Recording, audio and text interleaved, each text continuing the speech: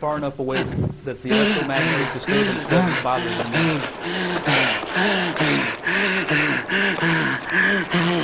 Where are you?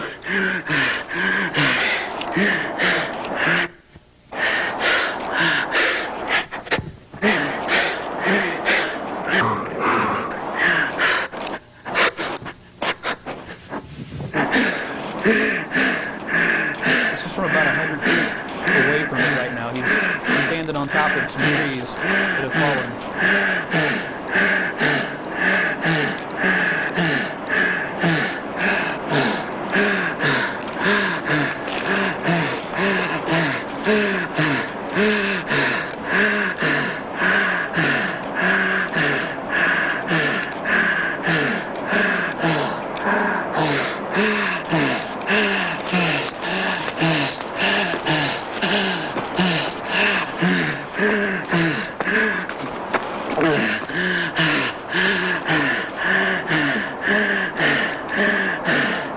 Where is it?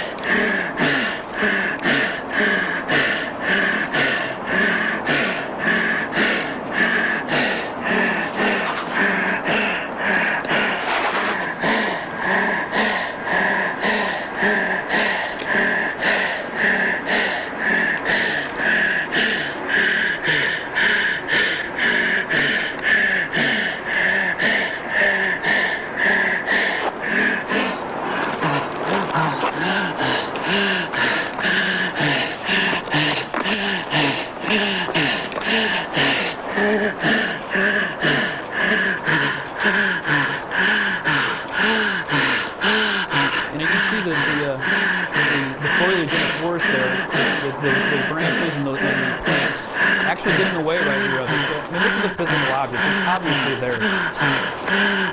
Some people tried to say that it was cut and pasted in some kind of Photoshop application or something. I mean, I don't know how you can look at this video and say that that object is not there.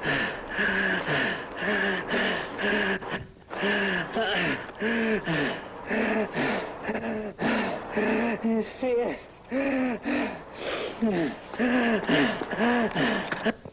Okay, continue that on. We're going to go ahead and show the house footage too. Might as well get that out of the way so that some of the people who haven't seen this footage can get a feel for how compelling and powerful this evidence really is. Turn the lights back down. You can turn the volume down a little bit there. Okay, was there a question? Yes, I thought last year this segment was in color. It is in color. It's supposed to be.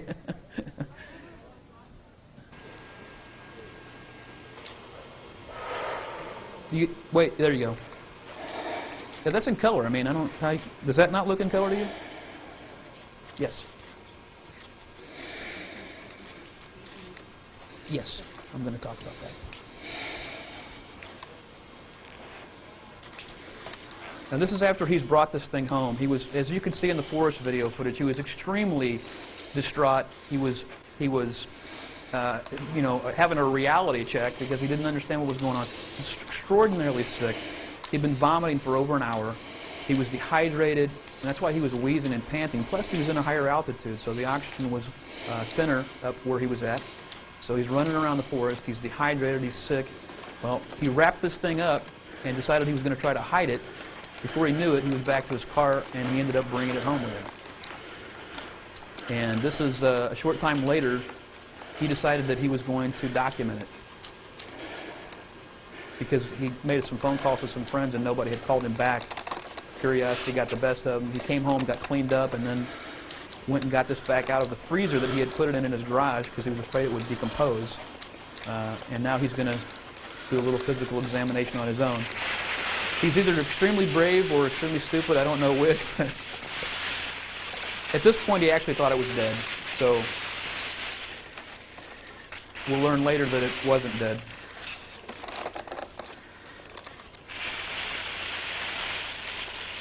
This is the thermal blanket he wrapped it up in, and he had some straps he had wrapped around it that he'd taken off his backpack.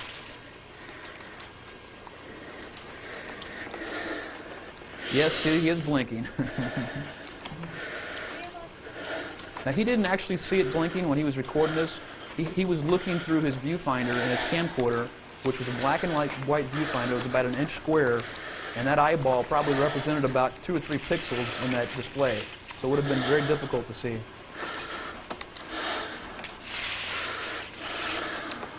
Pardon? I can't. The creature was approximately 4 to 4.5 feet tall. He measured it. I don't know the exact number. I think he said 4 feet tall, 4.5. It weighed about 40 to 50 pounds. Extremely light. It was wearing a black one-piece suit that covered its hands and feet seamlessly. There appeared to be no seams or buttons or zippers or anything. It just appeared to be totally around it. You can see it's kind of a turtleneck, so to speak. It's kind of a long neck.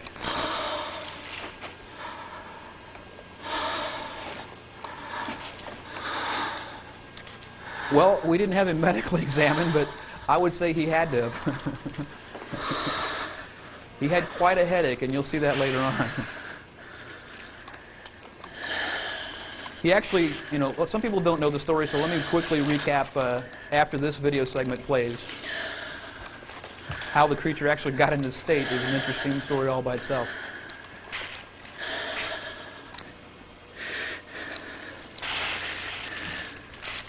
You watch the eye there as it kind of opens as he turns its head.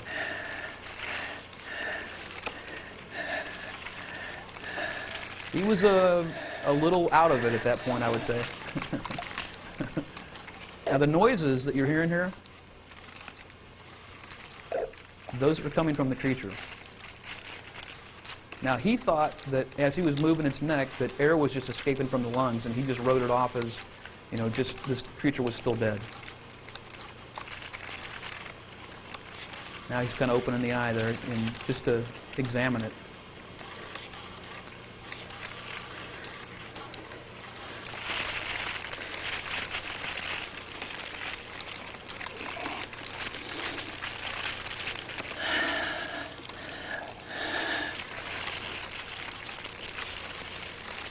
He's filming with one hand and moving it around with his other, so it's kind of hard. You can see him kind of feeling out there because his distance perspective is a little off looking through the camcorder.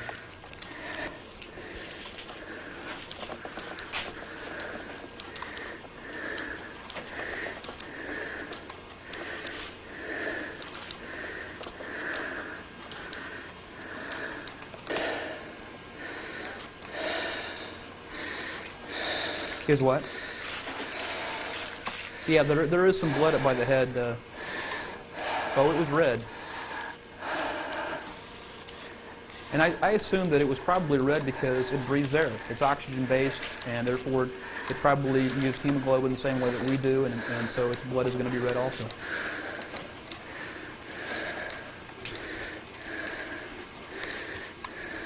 Can somebody repeat that question for me up front? No, this is the same footage that we showed. I'm just showing this so that other people who haven't seen it can see it. Some people may not have a good recollection of all the footage. Now, this is the same footage. Okay, you win.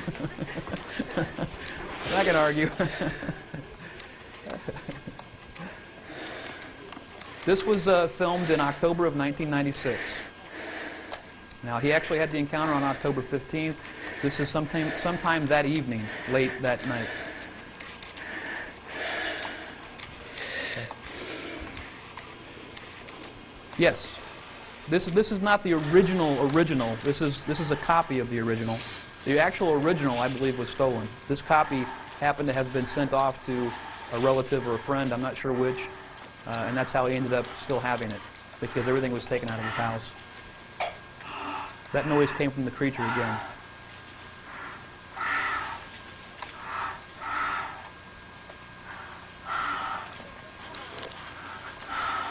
Yes, he actually has this camcorder. In some points, he has it duct taped to a ladder. At other points, he has it sitting on top of a box. course, you can't see that because it's sitting on top of it or duct taped to it. That's the wound.